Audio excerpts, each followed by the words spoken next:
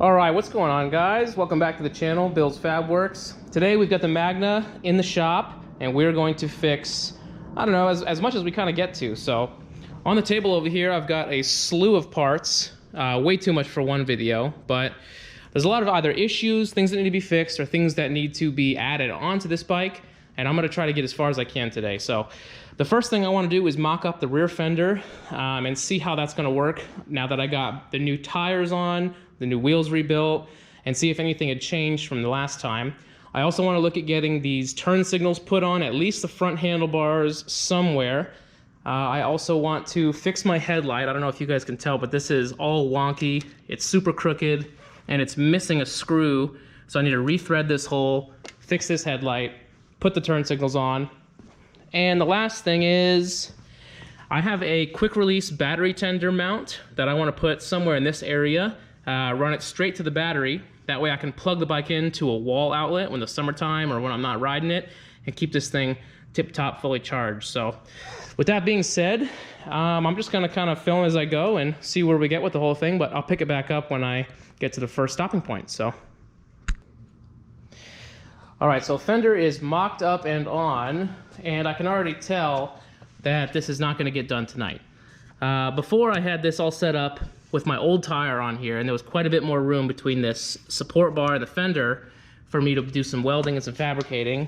And I had originally made these brackets out of metal so that I can weld them up on here and have this fender stay with just a little bit of clearance. The problem is now, with this new tire, it's a thicker diameter, so it's giving me a lot less room to work with. So I'm gonna have to rethink how I'm gonna mount this fender, but it will still be in the same position when I'm done, and I think it does look pretty good. You know, it'll obviously be black, but it will look good, I think. I don't know, drop a comment down below if you guys think that's gonna look good or not, but this is gonna have to come back off. I'm not gonna get anywhere further with this tonight, and I'm gonna tackle the other 3 or 4 things real quick and try to get something done on this thing tonight. So I'll pick it back up on a little bit. Peel this headlight back here, exposing the awful rat's nest. So basically, this hole right here is stripped out. So I need to rethread this, and this one's already good. So I should be able to rethread this, put this all back together, and actually have some adjustments in my headlight right now. So I've got my thread tool right here. We're gonna run this.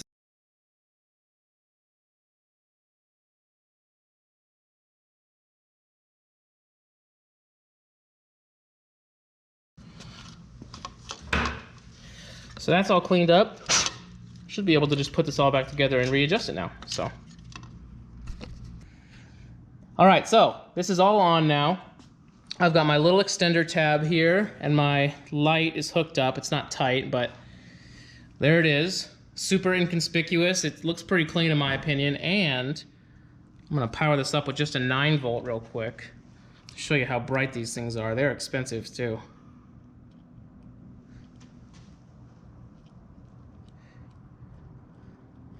At nighttime, you are definitely going to be able to see that light, but you'll never see the actual thing. So we're going to go to the other side here.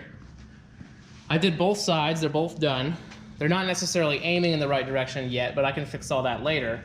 Fun story as well. With all these little itty-bitty things that are super intricate, it's always important to be careful, because if you mess it up, it's done. So this one, for instance, these are brand new lights, and I was in the middle of tightening this screw with the wrong tool, because I'm an idiot, and I ended up actually snipping the wires off. So now this is completely unusable, unless I magically can get in here and solder like 1/2 millimeter of wire. So I just cost myself an entire new blinker because I was too lazy to get the right tool. So make sure you guys get the right tool when you're doing shit like this, because this stuff is one-off, it's expensive, it's small, it's intricate, do it right, and this is just the cost of learning by doing, I guess. So that being said, we're gonna move on to the plug-in battery tender switch, which I will rotate you guys over here and show you. So these right here, this is a flush mount battery tender switch. So basically you pop this open and you can plug in a battery tender, you can plug in an attachment for a USB, kind of whatever you want. So when I'm not using the bike in the summertime or the wintertime or whatever, I can plug it in and my battery is gonna be perfectly good. So I have this bracket fabbed up here where this will slide in here and mount flush, just like that. And I'm gonna find somewhere on the bike to put this, and then I will pick you guys back up when I get this mounted and route this to the battery, so. All right, so here's my switch again, guys, or my flush mount. I'm gonna put it right here, is the goal. Show that. And this will go right down to the battery, which is located right there. So put this here, and I'm just gonna tack this in and see how it turns out, so.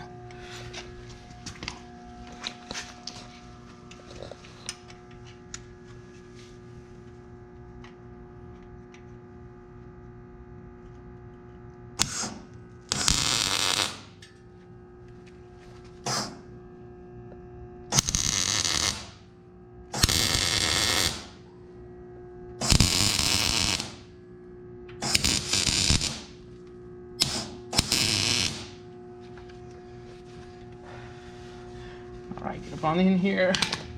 So there it is, that's tacked in, that's not gonna go anywhere, so we're gonna leave it there and let this cool off a little bit, put the switch on and make sure it all lines up. All right, so here's a close-up of that, tacked in again, and I'll finish all these welds up at a later date, but right now I just wanted to get it in there and get the thing on. So the very last thing we're gonna do is super easy. So these are semi-truck valve extenders. Basically, they go on the inside of the dually wheels. When any truck that has 2 wheels per side in the back, these will go through the middle of the rim and extend the tire valve so that you can fill both tires up. And one of the main problems and annoyances I have with this solo seat, being that it's airbags, is I constantly have to pump up these airbags right here, and the valves for them are underneath right here, and it's kind of hard to get in here with anything big enough to inflate it. So I'm gonna put these and screw them on here and extend the valves and mount this end somewhere externally. I'm probably gonna put it through this hole that I had already made for blinkers at one point, and I'm gonna use it for that instead. So that's gonna be, I think, the last thing real quick. So I'm gonna get these on, show that real quick, and then we're gonna wrap up the video. All right, and with that, it is all done. I got my my Schrader valve extenders in here. They feed right in, and got these cool little valve caps because why not? So now I can adjust my airbags from outside the bike with a regular bicycle pump or with whatever I want. I don't have to worry about getting dirty. The Fender, hopefully, I'll find out some more news on that and figure out what I want to do with that. Turn signals, like I said, I have the front half done. I still have to figure out what I want to do with the rear, but all in all, I got my headlight fixed.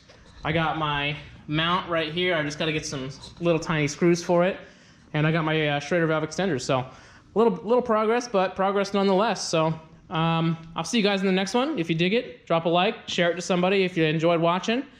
If you like this style video, let me know. I got a lot more content I could do. I would love to do a feature on this crazy rat rod right here. But other than that, I'll see you in the next one. Peace.